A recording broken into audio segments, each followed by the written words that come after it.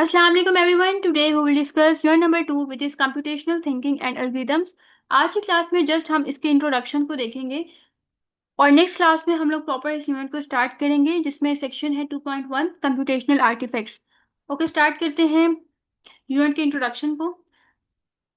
अब कंप्यूटर्स क्या करते हैं, कंप्यूटर रियल वर्ल्ड प्रॉब्लम को सॉल्व कर रहे होते हैं और जो कंप्यूटर्स होते हैं वो बहुत सी फील्ड्स में यूज होते हैं, जैसे कि ये हम लोग ऑलरेडी पढ़ चुके हैं। अब किन किन फील्ड्स में कंप्यूटर को यूज किया जाता है, जैसे कि एजुकेशन की फील्ड हो गई, हेल्थ केयर की फील्ड होगी, ट्रांसपोर्टेशन की फील्ड होगी, इकोनॉमिक्स की फील्ड होगी।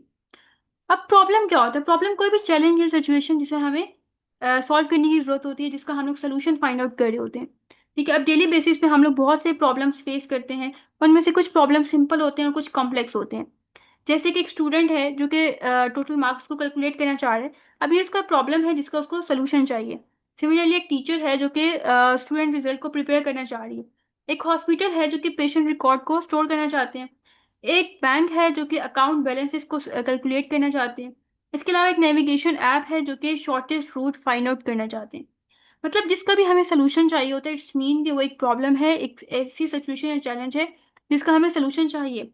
अब प्रॉब्लम सॉल्विंग क्या होता है, प्रॉब्लम सॉल्विंग बेसिकली एक ऐसा प्रोसेस होता है जिसके अंदर हम लोग प्रॉब्लम्स को अंडरस्टैंड करते हैं, उसको एनालाइज कर रहे होते हैं और उसका हम लोग बेस्ट सोल्यूशन फाइंड आउट करने की कोशिश करते हैं।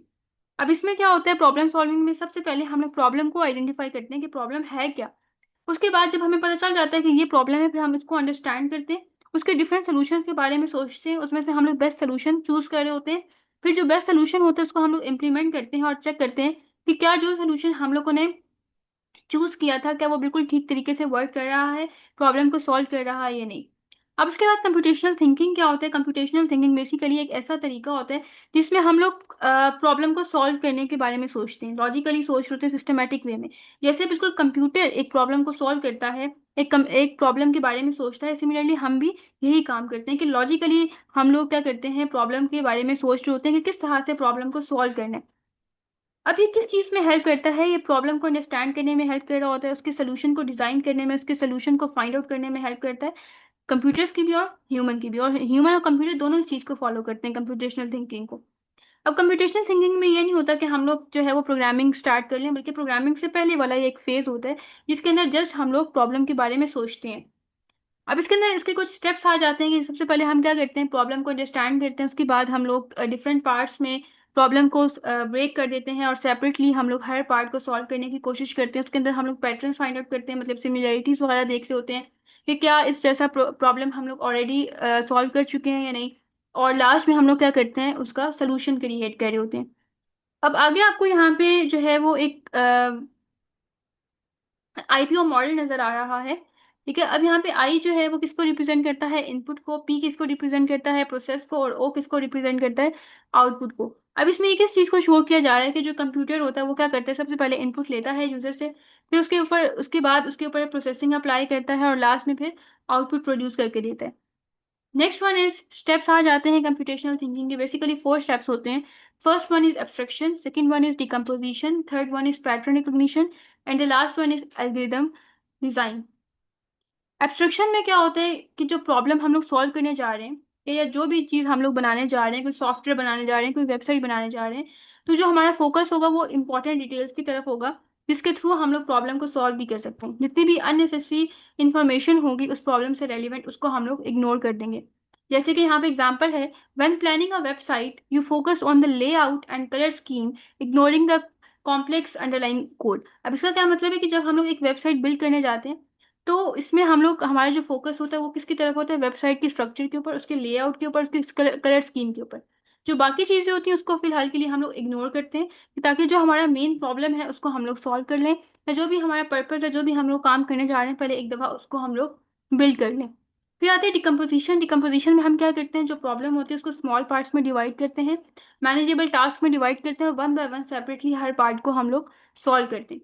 जैसे कि इसकी एग्जांपल है कि एक मोबाइल ऐप हम लोग डेवलप कर रहे हैं, तो हम क्या करेंगे, मोबाइल ऐप को डिफरेंट फीचर्स में, डिफरेंट मॉड्यूल्स में डिवाइड कर देंगे। जैसे कि एक उसका मॉड्यूल होगा यूआई डिज़ाइन, एक होगा लॉगिन सेटअप, एक होगा नेविगेशन और एक होगा डाटा स्टोरेज, और सबको सेपरेटली हम लोग बिल्ड करेंगे। Third one is pattern recognition. अब इसमें क्या होता है कि हम लोग बेसिकली सिमिलरिटीज, ट्रेंड्स, पैटर्न्स वगैरह फाइंड आउट कर रहे होते हैं। ठीक है, अब इसमें ये होता है कि कोई भी प्रॉब्लम हम लोग सॉल्व करने जा रहे हैं तो हम लोग, हमारा जो फोकस होता है वो ये होता है कि क्या इस जैसा हम लोगों ने पहले भी कोई प्रॉब्लम सॉल्व की है, अगर की है तो उसके ऊपर हम लोगों ने कौन सा सोल्यूशन अप्लाई किया था, उसके ऊपर कौन सा सोल्यूशन इंप्लीमेंट किया था, ताकि सेम वही सोल्यूशन हम लोग अब वाले प्रॉब्लम के ऊपर भी अप्लाई कर सकें। जैसे कि इसकी एक एग्जाम्पल भी है कि एक वेबसाइट है जो कि रिकॉर्ड रखना चाहती है कि जो उनकी वेबसाइट है, या एक कंपनी की बात कर लेते हैं कि एक कंपनी की वेबसाइट है और वो उस चीज़ का रिकॉर्ड रखना चाह रहे हैं कि कंपनी के डिफरेंट पेजेस हैं और किस पेज के ऊपर जो यूजर्स हैं वो ज़्यादा विजिट करते हैं। अब वो डाटा को एनालाइज करेंगे, उसमें से पैटर्न फाइंड आउट करेंगे। फॉर एग्जांपल 3 पेजेस हैं, एक होम पेज है, एक मोबाइल पेज है और एक लैपटॉप पेज है। अब हम लोग एज्यूम कर लेते हैं कि होम पेज के ऊपर 10,000 विजिटर्स डेली बेसिस पे विजिट करते हैं, मोबाइल पेज के ऊपर 8,000 विजिटर्स विजिट करते हैं और लैपटॉप के ऊपर 5,000 विजिटर्स विजिट कर रहे होते हैं। तो अब हम लोगों ने इसमें इसमें से कौन सा पैटर्न फाइंड आउट किया कि जो होम पेज होता है उसके ऊपर ज्यादा यूजर्स विजिट कर रहे होते हैं।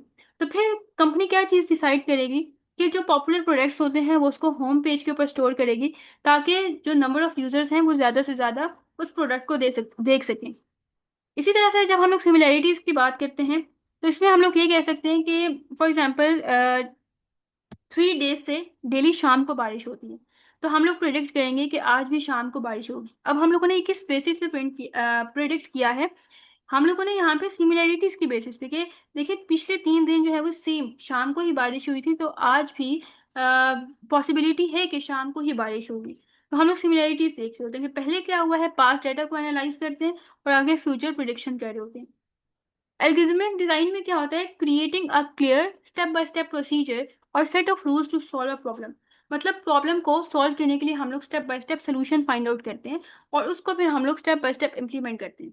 जैसे हम लोगों ने कोई भी डिश बनानी है तो उसके लिए हम लोग क्या करते हैं, एक रेसिपी लिखते हैं। और रेसिपी में क्या होता है कि हम लोग स्टेप बाय स्टेप जो है उसके सोल्यूशन लिखते हैं कि फर्स्ट स्टेप पे हमें क्या करना है, सेकंड स्टेप पे हमें क्या करना है। जब हम एक सीक्वेंस के साथ उस सब स्टेप्स को फॉलो करते हैं तो लास्ट में जो हमारी डिश है वो तैयार हो जाती है। इसी तरह से प्रॉब्लम के लिए भी होता है कि जो हम लोगों ने सोल्यूशन डिजाइन किया होता है उसको हम लोग स्टेप बाय स्टेप फॉलो करते हैं और लास्ट में जो हमारा प्रॉब्लम होता है वो सॉल्व हो जाता है। तो ये इसके 4 स्टेप्स थे कंप्यूटेशनल कंप्यूटेशनल थिंकिंग के। आई होप सो आज का लेक्चर आपको समझ आया होगा। इंशाल्लाह नेक्स्ट लेक्चर में हम लोग 2.1 सेक्शन को स्टार्ट करेंगे।